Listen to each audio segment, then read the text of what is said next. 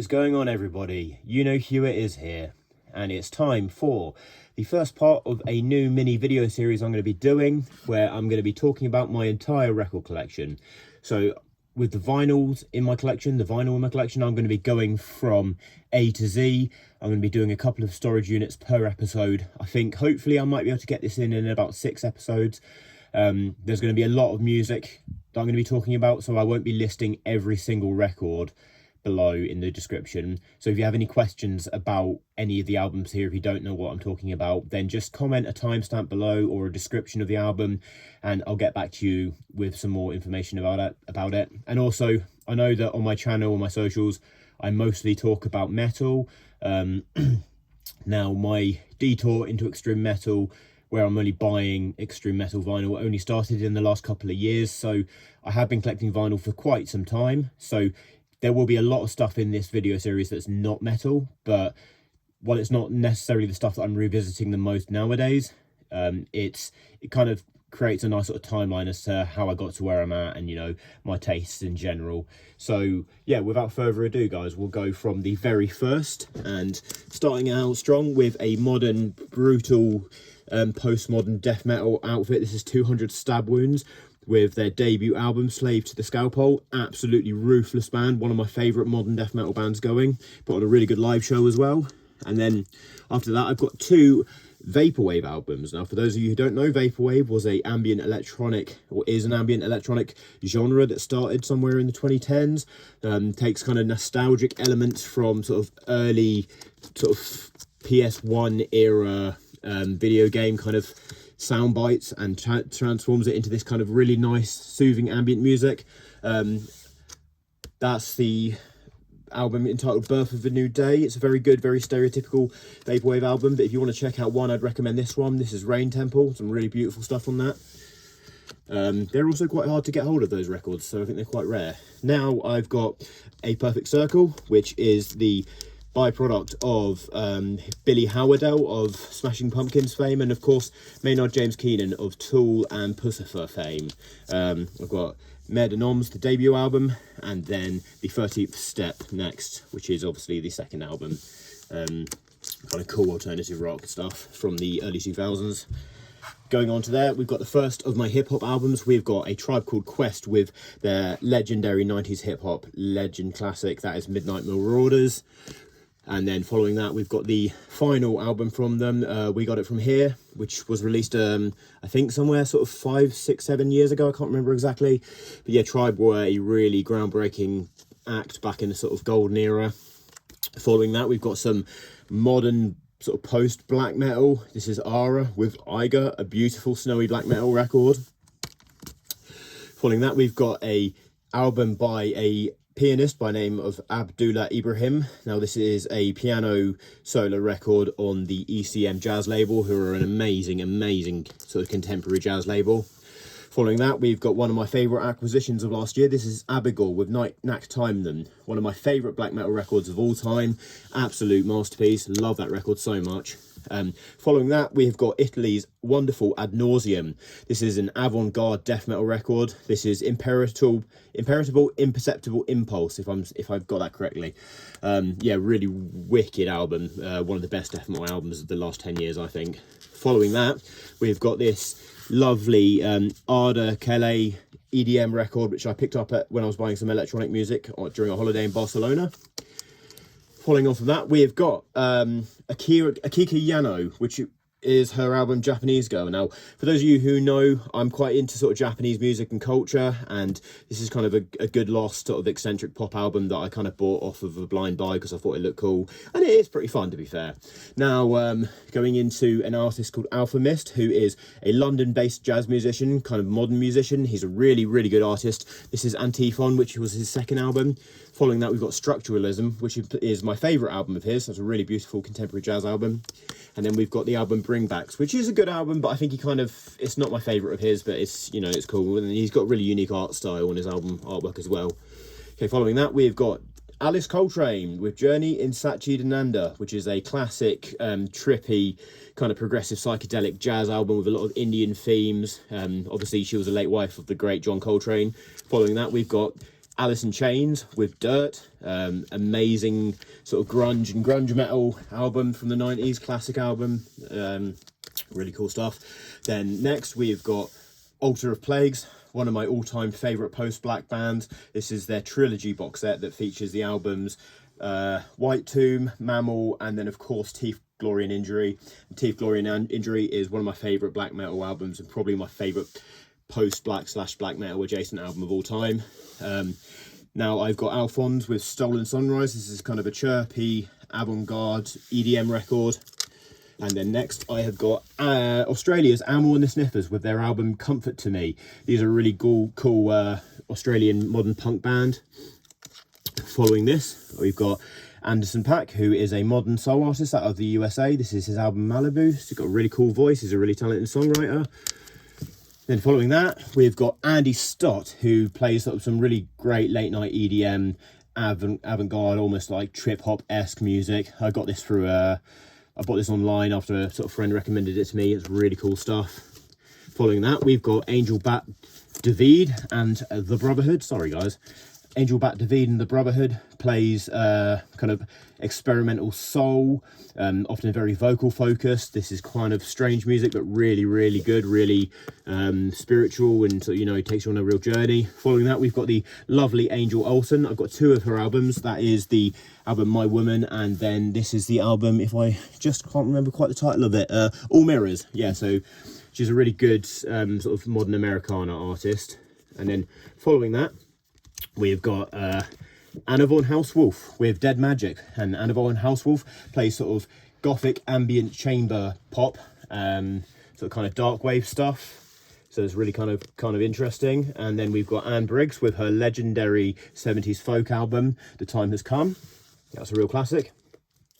Following on from that, we have got Ichiko Aoba with Windswept Aidan. Now that is an absolutely stunning Japanese folk record that just feels like you're floating on a sunny day in some nice crystal blue water. Absolutely beautiful record. I really want to revisit that. Following that, we've got a couple of records by the legendary Mr. Aphex Twin. That is his classic selected ambient works, 85 to 92, one of the most iconic electronic music albums of all time, one of the most influential albums of all time.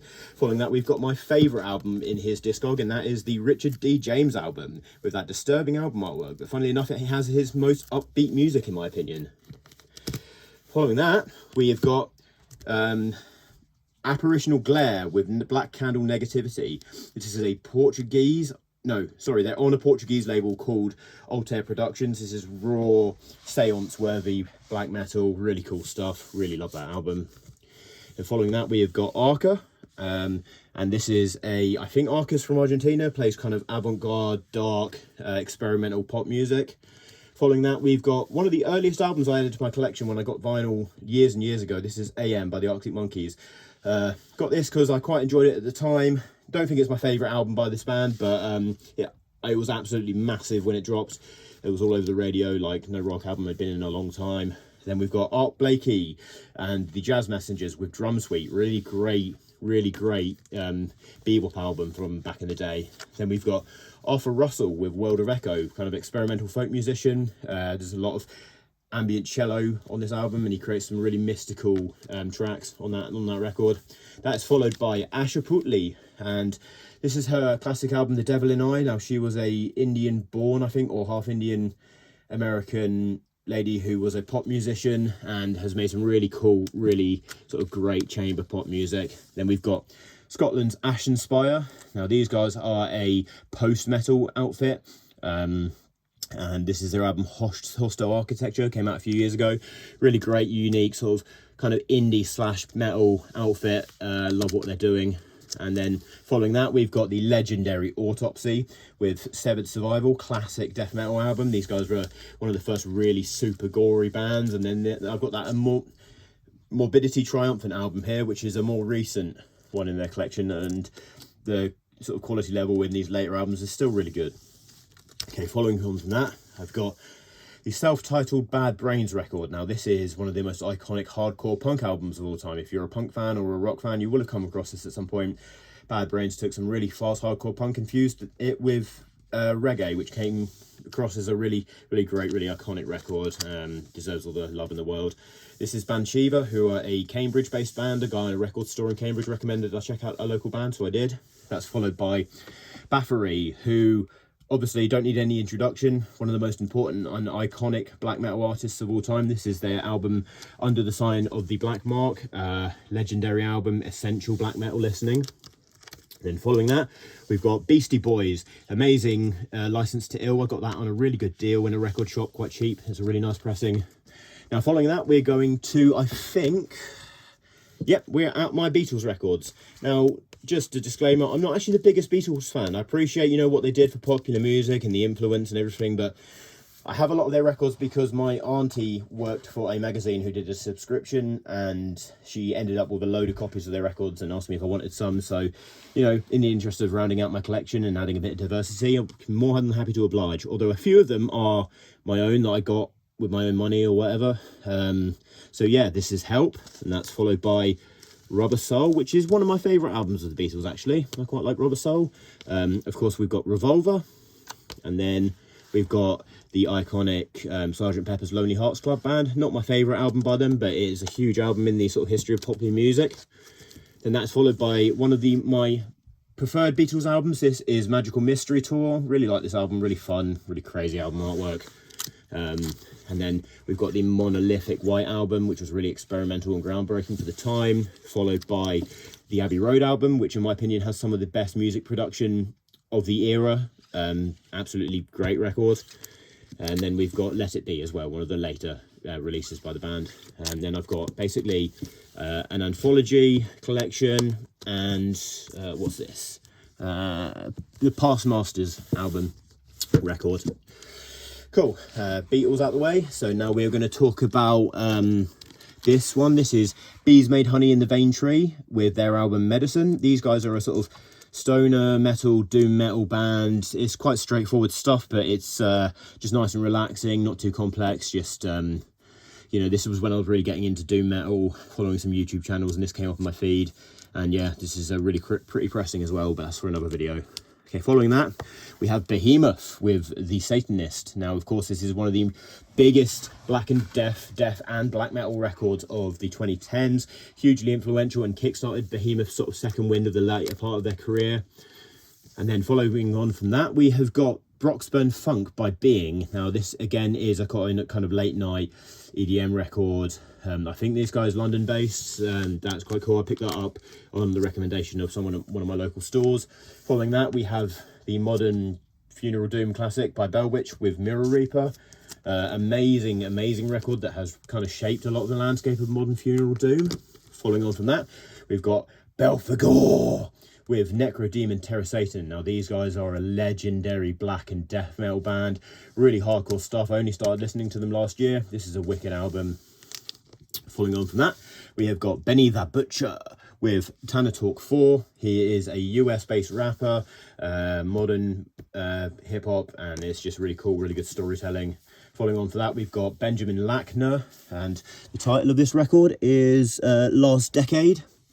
Yeah, this is another ECM jazz release.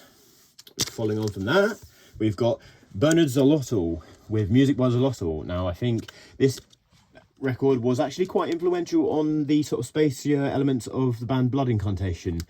He plays kind of space age and ambient music. This is really beautiful, really hypnotic, absolutely stunning album. I love having that in my collection. Then next we have got one of my favourite folk and folk rock groups of the modern era. This is Big Thief, who I caught live at a gig in Cambridge, and it's still one of the best gigs I've ever seen. I stood right in front of their vocalist, Adrian Lenker. Absolutely spellbinding performance. This is my favourite album by them, UFOF. It's one of my favourite albums of the 2010s. Amazing record. That was followed in the same year by this one, Two Hands, which is a good album. Slightly different sound. Don't like it as much as UFOF, but it's still cool. And then there was another, this is a double album that they dropped a few years later called Dragon, New Warm Mountain, I Believe in You, with that kind of cute hand-drawn album artwork. Following on from that, we've got Bill Evans with Undercurrents. This is a collaborative album that he did with Jim Hall. Yeah, so legendary jazz pianist Bill Evans. There's that. Now we're going to get onto my collection of Björk records, obviously the Icelandic pop singer. I have every one of her albums except for the last one. Don't know why I haven't got around to getting it. I need to get it at some point. But yeah, Björk is one of my all-time favourite music artists. I think she's one of the most creative, most original, most intelligent music artists in popular music. So there, I just showed you the debut. This is the second album, Post. Masterpiece, in my opinion, Post is. Then, obviously, you've got Homogenic. That is a album that is widely regarded as her best. But my favourite is this one. This is Vespertine. Absolutely spellbindingly beautiful masterpiece. Then we've got Medulla, which is the album that features only vocals, maybe some slight electronic instrumentation. You've got Volta here, which is it's a good album, but it's not my favorite of hers. I think she's got a lot of other better stuff. Then you've got Biophilia, which is actually the album where I first discovered Björk. I remember seeing her on Jules Holland, and she was touring this album, played a song from it. Initially, I thought, what the fuck is this weird shit? Like, why would anyone listen to this? And then, lo and behold, a few years later, I thought that she was one of the best music artists ever. So it's amazing how much stuff can grow on you. Then that is the iconic Volnacura album with the alternative album artwork. And then you've got Utopia, which is the second to last album from Björk. Okay, following on from that, we've got Portugal's Black Celice. This is one of my favourite raw black metal albums from all time. I love the atmosphere on this. It feels so dark and so lost and despondent, but also really beautiful. Really, really great stuff. Definitely check that out. And we've got Black Country New Road. I've got For the First Time, which was their debut album. And then I've got this nice little box set of their album, their sort of breakout album. This was Anthem up here, which was huge when it dropped. Kind of artistic post-punk of that sort of ilk of the last few years. Following that, we've got Black Curse with Burning in Celestial Poison. Now, this is sort of ritualistic, summoning black and death metal, really heavy, really dark. I got that at the Incineration Festival in London last year. Okay, so I'm going to preface the next three albums by saying a short tribute to the guitarist from Black Midi who recently passed at the unfortunate end to his battle with mental health. Now, mental health is important for men, women, and everyone else. So, yeah, guys, make sure you talk about those sort of things. Don't shy away from that topic. But yeah, to me, Black Midi were one of the most important rock bands in the recent era. I can't think of a rock band that has had a bigger impact on me. I can't think of another rock band that has been more creative in the last sort of 10 years than Black Midi. Nobody had the balls to make music as sort of zany and crazy as they did. It kind of treaded that fine line between too much and just like super intelligence, and that's what I look for in a lot of my favorite music. So that's the debut, Schlagenheim. Then that is the second album, entitled Cavalcade. Then this is the third album and final album, entitled Hellfire, which I think is my favorite album by them. Okay, now we're going to get on to my Sabbath records. So pardon me, this is the debut Black Sabbath album, one of the most influential albums of all time, kind of is commonly seen as a real turning point for heavy music. Then that is followed by Paranoid, which is one of my personal favourite albums of all time. I think this is Black Sabbath's masterpiece. I think they perfected their sound on here. Top 10 album for me of all time. Absolutely love that album. Then we've got Master of Reality, which is another fan favourite and another legendary metal record, which is just a really, really great album. Following on from that, we've got, what we've got here? We've got The Black with The Priest of Satan. Now, this is one of the first black metal records I ever bought. Really great stuff, really raw, just aggressive, kind of a bit underappreciated, I think, sort of compared to a lot of the stuff that came out in that time. But yeah, just I love revisiting this. It's an album that I never grow tired of. Following that, we've got a recent kind of phenom with Blood Incantation. This is the first album, I think, Hidden History of the Human Race, and then the album that came out a couple of years ago, Absolute Elsewhere, which, you know, I really like the music, but I'm a bit tired of seeing their fucking logo everywhere now. But I guess that's just a sign of them being successful. Then we've got the Brit rock classic, Blur with Park Life. Great album, really catchy, really fun, kind of encapsulates that sort of era in sort of British society as a young person. Then we've got arguably the most important British death metal band for me, and that's Bolt Thrower. This is War Master. I absolutely love Bolt Thrower. Then that's the Fourth Crusade, which is possibly my favourite album of theirs, but I also really like this one, which is For Victory. I just think the sounds of the guitars in this album are massive, and I think they're such a great band. And then this is the last album of this particular episode. This is Those Once Loyal. I got this last year. Really glad I got this. This is a great album. It's their final album. And yeah, so I mean, I can't say enough good things about Bolt Thrower. If you like death metal, you probably like Bolt Thrower. Let's be honest. Okay, guys. That will do it for this episode. I know I've talked long enough. It takes quite a while to get through all of this stuff, but stay tuned for more coming very soon. As always, follow me on Instagram at YouKnowHughMetal, and stay brutal, guys. Keep listening to some good music. Keep your ears pinned because there's some great shit coming out in 2026. See you later.